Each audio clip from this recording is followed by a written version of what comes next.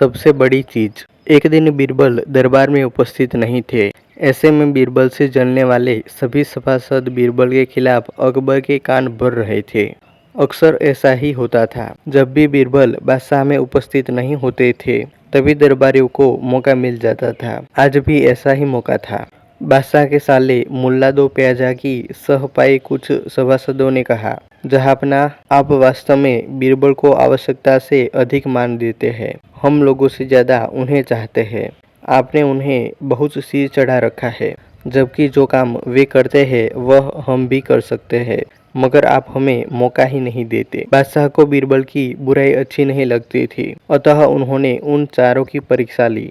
देखो, आज बीरबल तो यहाँ है नहीं और मुझे अपने एक सवाल का जवाब चाहिए। यदि तुम लोगों ने मेरे प्रश्न का सही जवाब नहीं दिया तो मैं तुम चारों को फांसी पर चढ़वा दूंगा। बादशाह की बात सुनकर वे चारों घबरा गए। उनमें से एक ने हिम्मत करके कहा, प्रश्न बताइए बादशाह सलामत।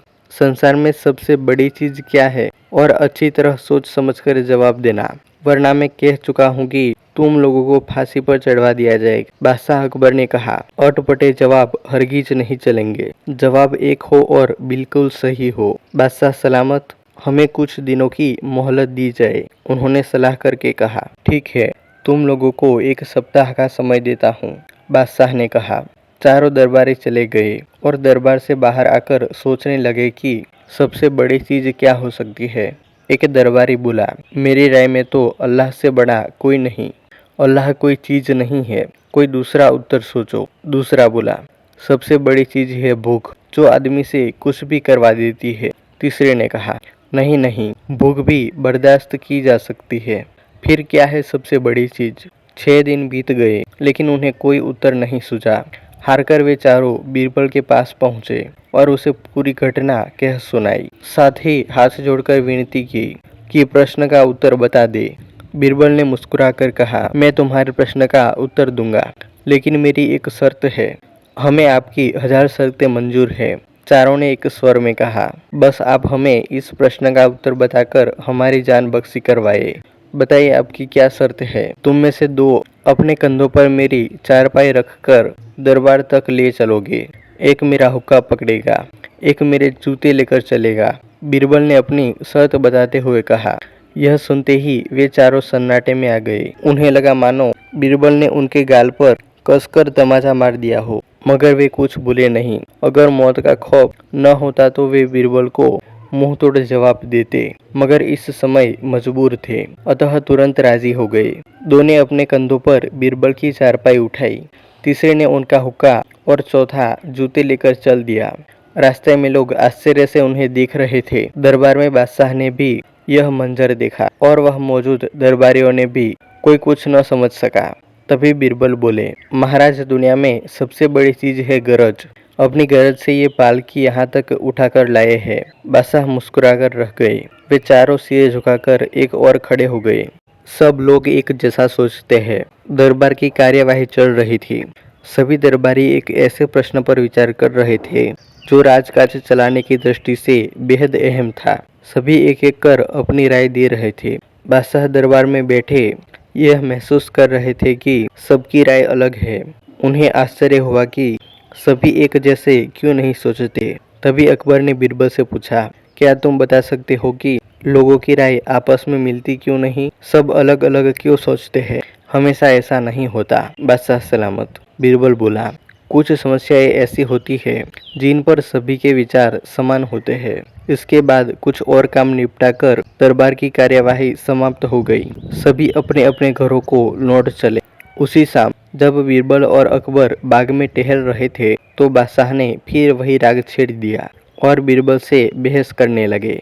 तब बीरबल बाग के ही एक कोने की ओर उंगली से संकेत करता हुआ बोला, वहाँ उस पेड़ के निकट एक कुआं है, वहाँ चलिए। मैं कोशिश करता हूँ कि आपको समझा सकूँ कि जब कोई समस्या जनता से जुड़ी हो तो सभी एक जैसा सोचते हैं।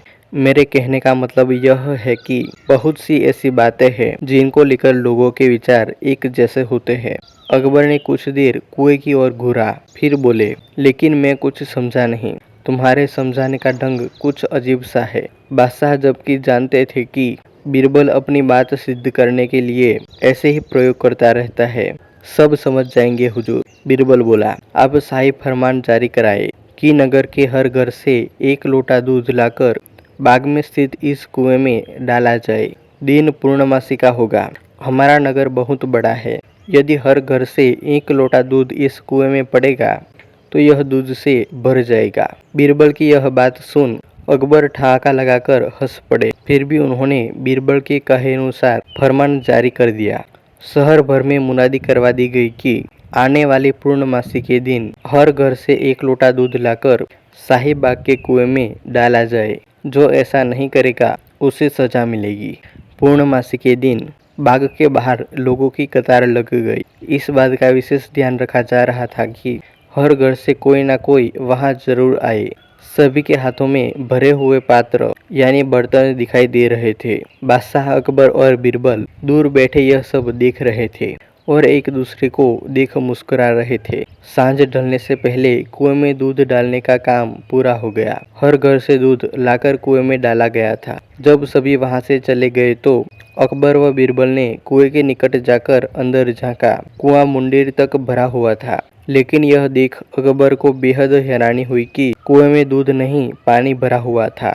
दूध का तो कहीं नामो निशान तक न था। हैरानी भरी निगाहों से अकबर ने बीरबल की ओर देखते हुए पूछा, ऐसा क्यों हुआ? शाही फरमान तो कुएं में दूध डालने का जारी हुआ था। यह पानी कहाँ से आया? लोगों ने दूध क्यों नहीं डाला? बीरबल एक जोरदार ठहाका लगाता हुआ बोला, यही तो मैं सिद्ध करना चाहता था हुजूर।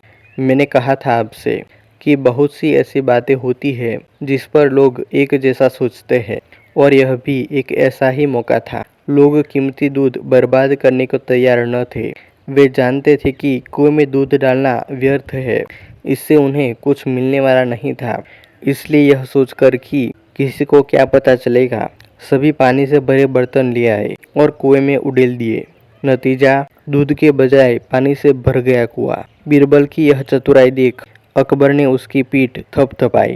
बीरबल ने सिद्ध कर दिखाया था कि कभी कभी लोग एक जैसा भी सोचते हैं। कहानी अच्छी लगी हो तो वीडियो को लाइक कर देना और कमेंट कर देना, और चैनल को अभी तक सब्सक्राइब नहीं किया हो तो सब्सक्राइब कर लेना और बेल आइकन प्रेस करके उसे ऑल पर सेट कर लेना। मिलते हैं एक नए वीडियो में।